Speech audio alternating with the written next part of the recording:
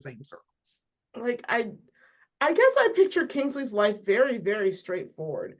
He goes to work, he's fighting crime, he comes home to his family. Like he's not, I don't see him as being overly going out socials or couple dinners, parties, or things Oh like yeah, he's that. totally in the bowling league, but go ahead. Okay, now I need that story. I need that image. I need that picture. Somebody make me some fan art of Kingsley in a bowling shirt and bowling shoes. I need that to happen. I'm just putting it out there. Okay, if we get that, I'm going to love forever whoever sends it. Yeah, so I guess I can't, I've never thought about him knowing her parents in any way. What do you think, Lydia? My So, imagination didn't stretch that far. I I see it more peripheral, like because of the Black family, he knows of them. He knows that Andromeda married a Muggle, Well, and right. that, maybe he does like seek them out on like as on aura business. Mm, He knows them that way, and that maybe that even like influences Tonks. I like that. I could see that. All right. Like he keeps the blacks under surveillance anyway, and so he kind of ingratiates himself a bit to the good, quote unquote, good black family. Hmm. Yeah. I mean, he probably uses Andromeda for information, Mhm. you know, and then as a result, I mean, because he is pro-Muggle, he absolutely, ha it could become more than periphery, Mm-hmm. and Yeah. kind of organically happens from there. And that's kind of where I was. Like during the time Tonks is in school, for instance, he doesn't know her, right? Or he doesn't know her personally. He may know of her, whatever. Mm. But I kept going to small wizarding world. Yes, we are surveilling the blacks at all times, but this is the good sheep of the family. But if I have questions about this dark artifact I found as that is a black thing, I'm going to go to Andromeda and talk about it. While there, I end up talking to Ted and we talk about the fact that we've both been to Disney. Like not that either one of, like, he's the middle. He's not the same age as Tonks. He's not the same age as her parents. But I Mhm. could see him being able to, or see himself as closer to them until she gets out of school, joins the service, and they become friendly. Like, I don't think he would have just met her and been like, this is our first time. You know what I mean? Yeah. No, I So Hmm. could see it. that's where I went, was that like maybe he hung or got information from Ted about the Muggle world he's got to go protect. Now, I just had a really interesting thought with that. We don't know what Ted does for a living. If Ted was a Muggle consultant, Muggle born slash Muggle consultant for the ministry, for specifically the Aurors, that could also be an interesting connection.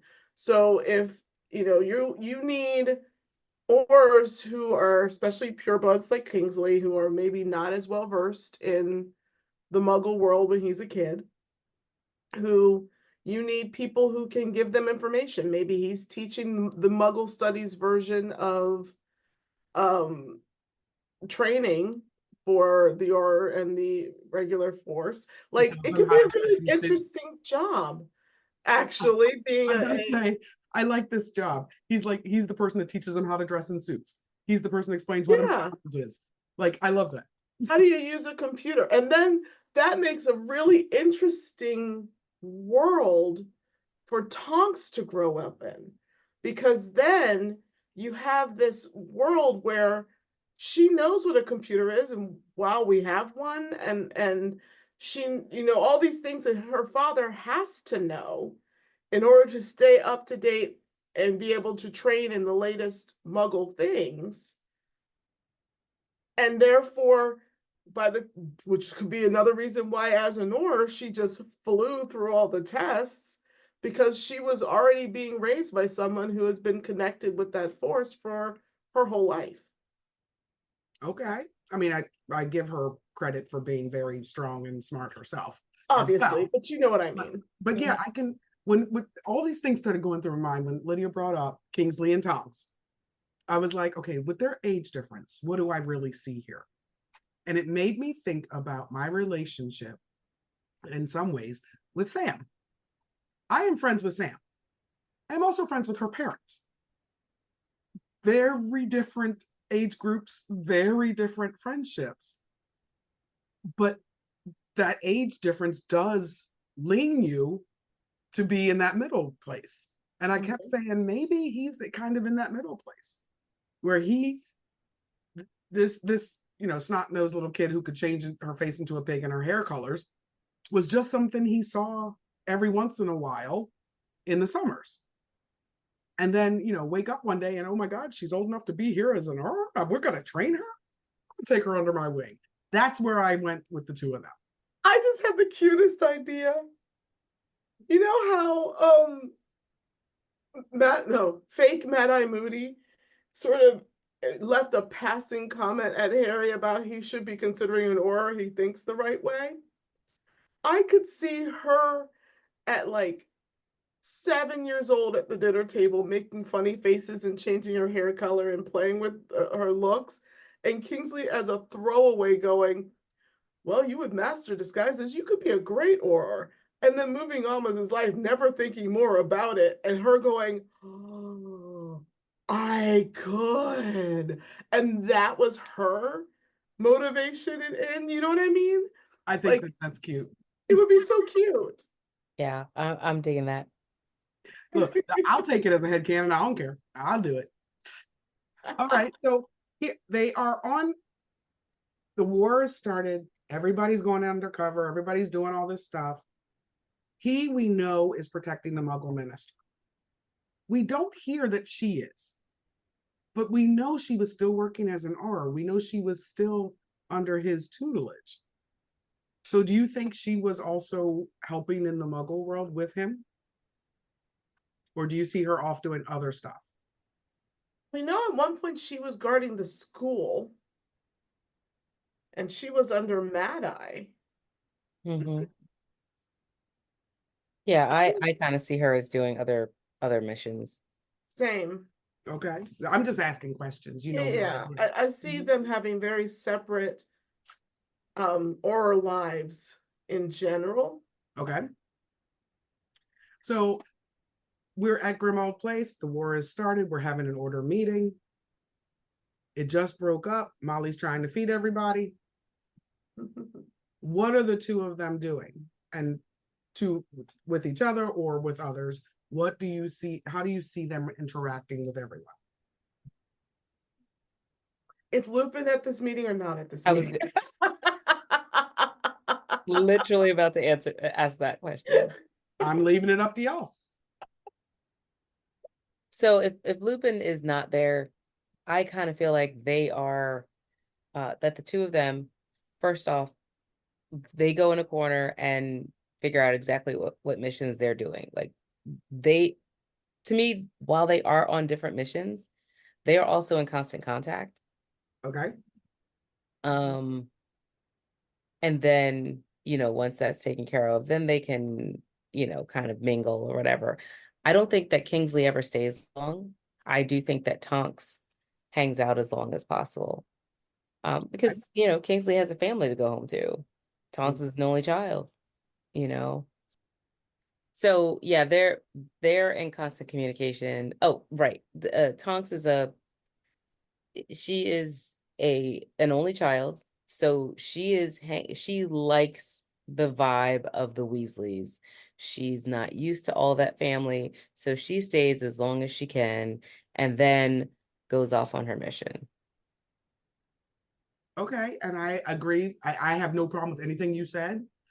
I think because he had to be playing both sides at all times, I think the two of them, and when Mad-Eye was there, Mad-Eye, would have used order meetings or the end of order meetings as their reconnaissance time because they couldn't do it at the ministry. Like everybody in the world knows who Mad Eye is and what he's doing at all times, and he would have been who the dark side was watching and following and keeping track of. And because she was with him, she would have been part of that. I don't think most of the people who were on the darker side, whatever, bad side, Voldy's side, would have even considered Kingsley as someone to care about. He did not raise red flags. So I think at the end of order meetings, the three of them would have gone off to a corner and been like, okay, what are you working on? What are you doing? This is what I've seen recently. Please make sure you tell so-and-so such and such. Like, I think they use that as their quick order meeting. I had another thing to add to that, because I just had a realization when you said that. I wonder if Kingsley was also took it upon himself to keep an extra close eye on Bellatrix because he was worried about Tonks. What do Do you you mean? know what I mean? Because she I got think out. what? Because she got out, so he failed that mission. No. But you know, when there are certain people, you're reading the articles, you're seeing who's doing what, you're looking to see where the crimes are, what Muggles are getting hurt, how they're being hurt. Is it her signature way of torturing people? Like, I could see him having his own side project of watching her movements, and then maybe pulling aside Mad Eye and saying, hey, she seems to be getting a little closer and closer to the Tonks family house. Maybe you should put Tonks on a mission on this side of the island or something. You know what I mean? Like, I could see him working behind the scenes to kind of watch that, because they all have to know she's going to be a target for Bellatrix just by nature of the family. That whole family is a target. And I agree with you, except I don't think anybody would have known where Bella was. Oh, I think you look for I think signs. they may have guessed, but since Trixie was always with Voldy and they didn't know where he was, I don't think they would have. I think he would have seen things that he went, that's so signature Trixie. That's all I mean. Like, I don't think he knew. Been able to put a bunch together. Yeah, I think he was constantly working on it, is my thought. Like, that was his own little side project, trying to keep that in his radar. Okay. So Yeah. why do you go ahead, Lynn? No, I was gonna say I really kind of see Kingsley as having like his own office at Grimmauld Place. And he's got like the bulletin board with all of the with all of the yarn and all of the pins and the map of England. And yeah. Okay, you said that, and my brain was like, that is so funny, because then Arthur went up and went, "Ooh, a muggle board," and played with it and messed it up.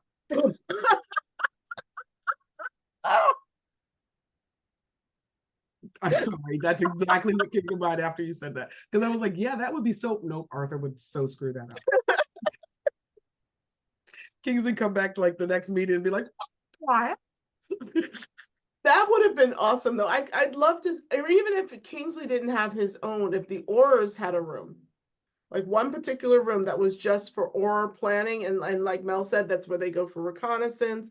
That's where they have their board so they can keep track of things. And the only other person who had the correct password to get into that room might be Dumbledore. But that's it. And it was just their room. Okay. Maybe Dumbledore. That's why I said might be. So let's talk about the chess master. What do you think he saw as the strongest strengths and a weakness or two of these two chess pieces? Oh, okay. I like this question. Thank you.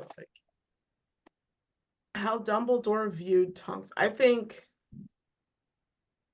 Tonks, he saw the strongest strength was her passion, but I think he also thought that was her biggest weakness, because he liked that she was passionate about everything, gung-ho. She's going to ride in there and take care of things and jump in and probably knock over a vase or two.